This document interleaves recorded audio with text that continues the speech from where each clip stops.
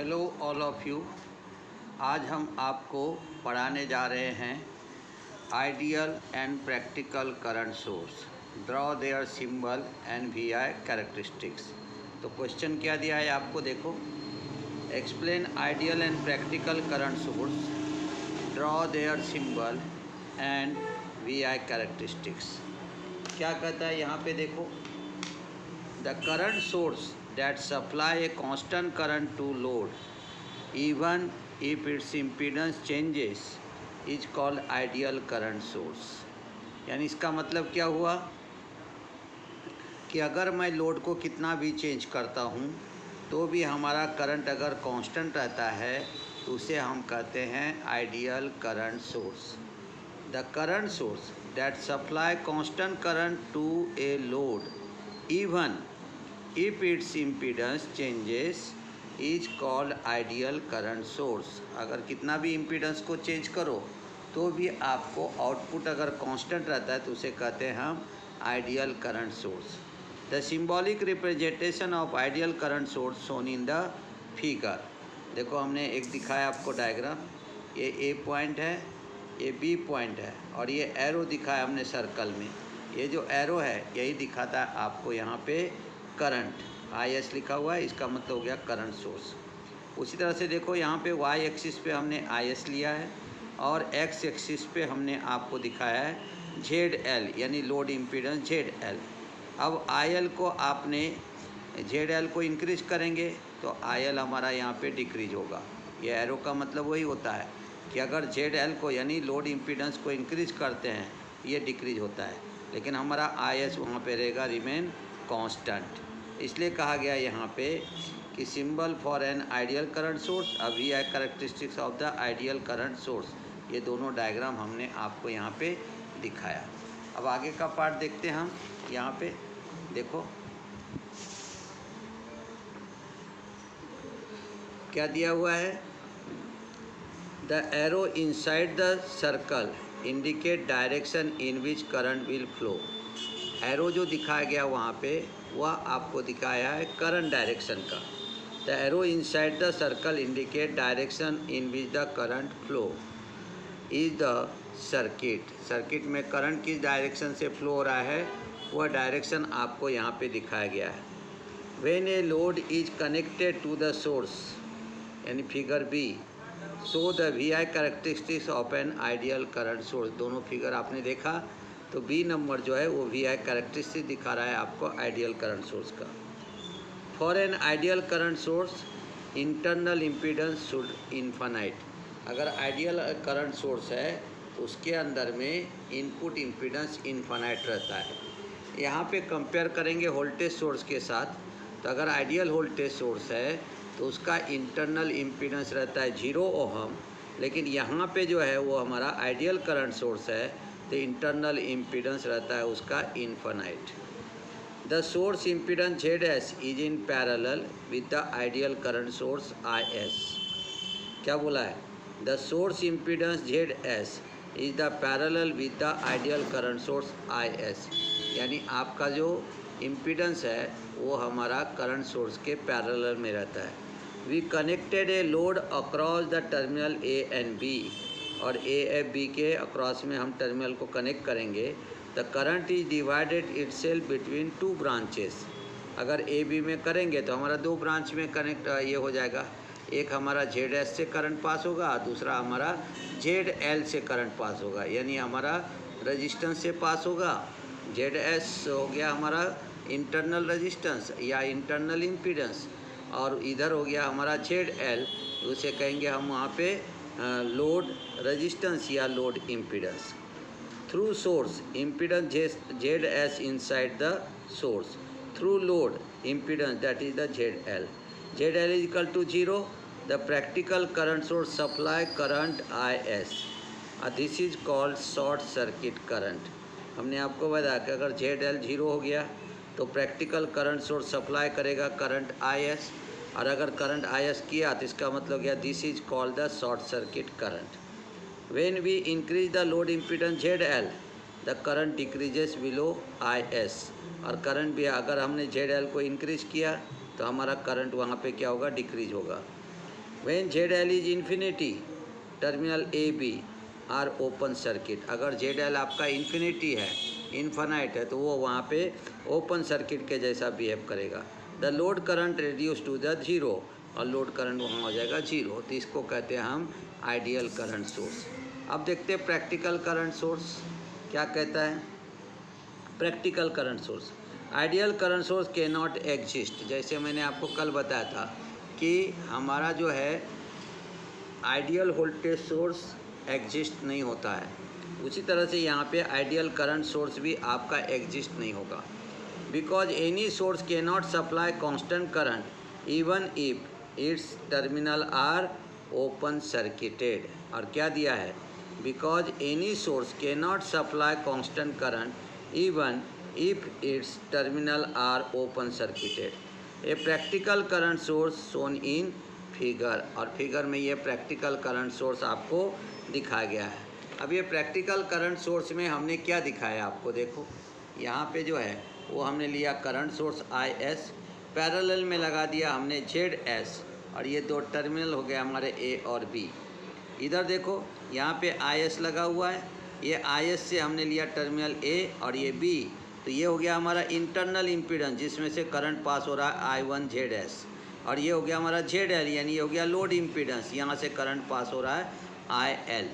इसी को अगर डीसी की भाषा में बोलेंगे तो जेड एस को बोल देंगे आर एस, और यहाँ पे हमने जेड एल को बोल देना है आर एल, और ये दो टर्मिनल हमारे हो गए। तो यहाँ पे क्या लिखा हुआ है, symbol of practical current source, a practical current source connected to the load.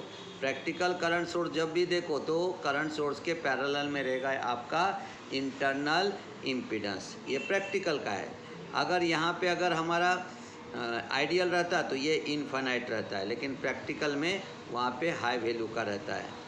यहाँ पे देखो जब लोड कनेक्ट करते तो वो हमेशा जो है इंटरनल इम्पीडेंस के पैरेलल में आ जाता है। चलो आगे देखते हैं। अभी मैंने क्या किया, यहाँ पे आई एस है, ये हमारा आई एल है, ये वी है।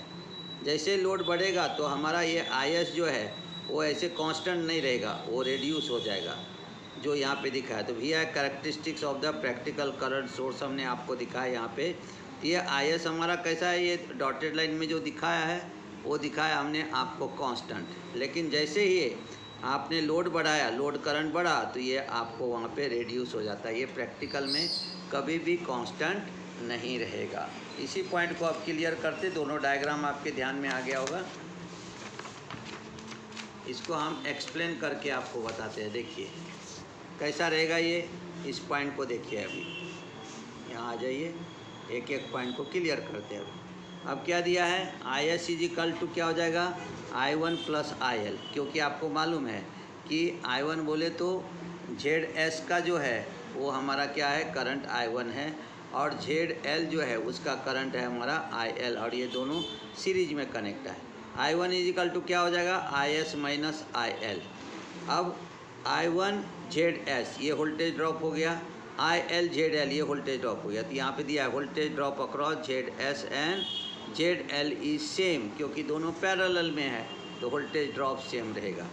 अगर मैंने यहाँ पे क्या किया, अगर हमें आई वन चाहिए तो क्या करेंगे, आई एस माइनस आई एल कर देंगे, तो हमें मिल जाएगा यहाँ पे आई वन मल्टीप्लाइड कर देंगे जेड एस, और आई एल इंटू जेड एल रहेगा। अब इसको आपने देखो सॉल्व करेंगे तो क्या आ जाएगा, I S Z S minus I L Z S is equal to I L into Z L. अब इसमें से हमने क्या किया, I S Z S is equal to ये ले लिया I L Z L plus I L Z L. देखो यहाँ से आ गया आई एल जेड एस, और उसके बाद आ गया हमारा ये आई एल जेड एस, और ये हो गया आई एल जेड एल जो पहले से था, तो यहाँ माइनस था तो यहाँ प्लस हो गया। तो I L Z L plus I L Z S. अब I S Z S equal to हमने क्या किया, यहाँ पे आई एल को अगर कॉमन निकाल लिया तो हमारा गया Z L plus Z S. अब अगर मुझे आई एल फाइंड आउट करना है तो हमारा क्या आ जाएगा, I S Z S upon Z L plus Z S.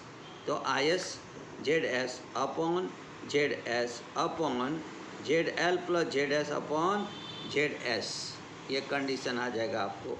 फिर हमने देखा यहाँ पे तो हमारा वैल्यू क्या आ जाएगा, I S upon Z L plus Z S upon Z S Z S. अब ये जेड एस आ गया, क्या करेंगे इसको, अगर इसको सॉल्व करते हैं तो हमारा आई एल का वैल्यू क्या आ जाएगा, I L is equal to हमारा आ जाएगा I S upon Z L upon Z S plus 1 और I S equal to R L upon R S plus 1।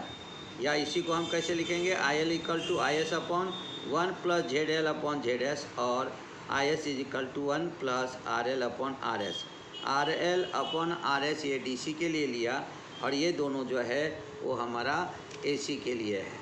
अब आगे देखते हैं, हम इसी पॉइंट को क्लियर करेंगे क्या कहा गया इसके अंदर में। देखो, from this equation we can see that load current I L will remain constant same as I S provide the ratio Z S upon Z L is small compare to unity. Therefore for good power supply current source ZS is greater than ZL। अगर आपको अच्छा current power supply चाहिए, current का good power supply चाहिए, तो current source के अंदर में आपका ZS जो है वो हमेशा ग्रेटर देन रहेगा किससे, ZL से। ZL से हमेशा वो ग्रेटर रहता है, ZL से हमेशा क्या रहेगा, greater. The V I characteristics, देखो इस पॉइंट को क्लियर करते, the V I characteristic of a practical current source shown in figure. When Z L equal to 0 then I L equal to I S. क्या बोलते हैं, अगर Z L आपका 0 है तो आई एल और आई एस दोनों सेम हो जाएगा। If the value of Z L increases current I L is decreases. अगर आपने जेड एल का वैल्यू अगर इंक्रीज किया तो करंट आई एल डिक्रीज होगा। Thus with the increase in load impedance और load resistance the terminal voltage V T is equal to I L Z L in bracket I L into Z L also increases. तो V T में क्या रहेगा, आपको आई L Z L को ही बोलते हैं, हम ब्रैकेट में लिख के दिया हूँ, आई L into Z L also increases. Example of constant current source क्या क्या रहता है एग्जाम्पल में देखेंगे तो, एक रहता है हमारा ट्रांजिस्टर, उसके बाद में रहता है फील्ड इफेक्ट ट्रांजिस्टर जिसे एपीटी कहते हैं, एंड हमने आपको वैक्यूम ट्यूब दिखाया तो वहाँ पे पेंटोड जो है वो पेंटोड भी आपका क्या रहता है वहाँ पे, उसे कहते हैं हम कांस्टेंट करंट सोर्स। तो क्या क्या है कांस्टेंट करंट सोर्स का यहाँ पे एग्जांपल, ट्रांजिस्टर जिसमें दो प्रकार के ट्रांजिस्टर रहते हैं, पीएनपी और एनपीएन। उसके बाद है फील्ड इफेक्ट ट्रांजिस्टर रहता है, फील्ड इफेक्ट जिसे हम शॉर्ट में एपीटी कहते हैं, और हमारा रहता है वैक्यूम ट्यूब के अंदर में पेंटोड। ये सब को हम कहते हैं वहाँ पे कांस्टेंट करंट सोर्स का एग्जांपल है। तो आज के लिए बस इतना ही।